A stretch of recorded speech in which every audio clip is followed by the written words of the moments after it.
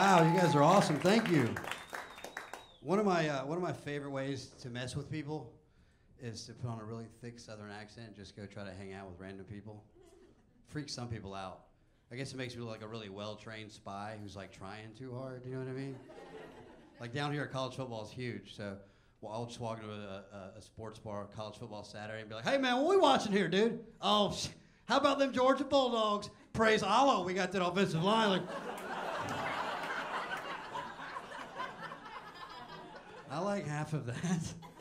Yeah, dude, been praying for them running backs 5 times a day, man. 5 times a day. Y'all read the Koran, don't you? Read the Middle Testament of the Koran. Old Alan says a lot of good stuff in there. Praise Alan, y'all. Praise Alan. Hey, you know that Al-Qaeda ain't real, right? It don't exist. It was an invention by the CIA to help the neocons facilitate their global imperialistic strategy. It don't exist. Just like Georgia Tech's defense. I'm still doing this character, y'all. Praise Alan. I have a crazy background. I was born in Baghdad to Catholic parents. It gets weirder, believe it or not. When I was 6, we moved to a small town called Warm Springs, Georgia, a town of 500 people, 1 traffic light on a farm. What's up, NSA? You guys listening to me? It's that classical immigration story. It's beautiful, like the American dream. My dad brought me, my mom, brother, and 2 sisters here with nothing but $35 in his pocket and about $4.5 million in stocks and bonds. It's like beautiful. It's beautiful how you get here. I had this memory come rushing back when I was 9 years old, and do you remember the first time my dad smacked me? It was because of that song "Push It" by Salt and Pepper. Because I thought they were saying pussy. And the way I found that out was on the way to school. Carpool, me, my brother, sisters, friends. I was listening to it on the headphones, and all of a sudden in the car, you just hear out of nowhere, "Ah, pussy. Pussy good. Pussy real good." And then he smacked me, but in the back of his mind, he had been thinking, he's doing all right. I think he's adjusting pretty well.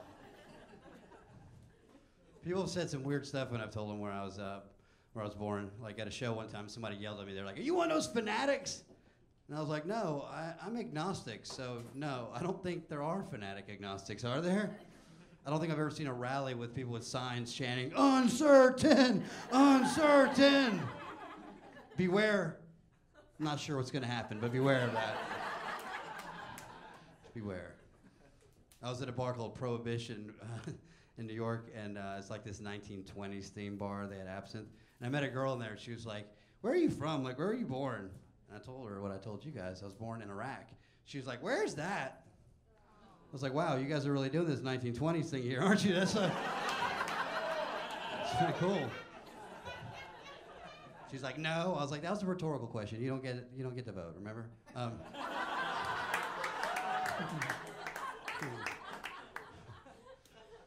South's always portrayed, or most of the time, in like really negative lights. Like even when there's a smart people, like there's a show called Rocket City Rednecks where they had these physicists in Huntsville, Alabama at NASA Jet Propulsion Lab, and they're all super Southern. They just say all this stuff, and you're like, it still makes us look stupid. You know what I mean? Like I keep waiting for them to be accidentally racist on that show and be like, "You guys seen that dark matter anywhere around here?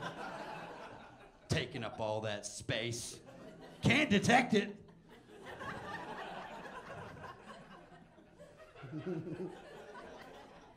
There's rednecks everywhere, though, right? They're not just in the South. They're all over this country, all over this world. Rednecks cannot be created nor destroyed. They just change form. The first law of thermodynamics. The first law of thermodynamics is you do not talk about thermodynamics. Second law of thermodynamics is entropy. All right. That was for maybe 2 nerds in here. Speaking of nerds, I had a nerd pilot recently. And what I mean by that is when we pulled away from the gate for him to give his announcements, here's exactly what he said. He goes, "Ladies and gentlemen, this is your captain, Luke Skywalker. I'm in the cockpit with my co-pilot, Chewbacca. Welcome to the Millennium Falcon. We're going to be flying at LaGuardia at the speed of light, so sit back and relax, and may the Force be with you."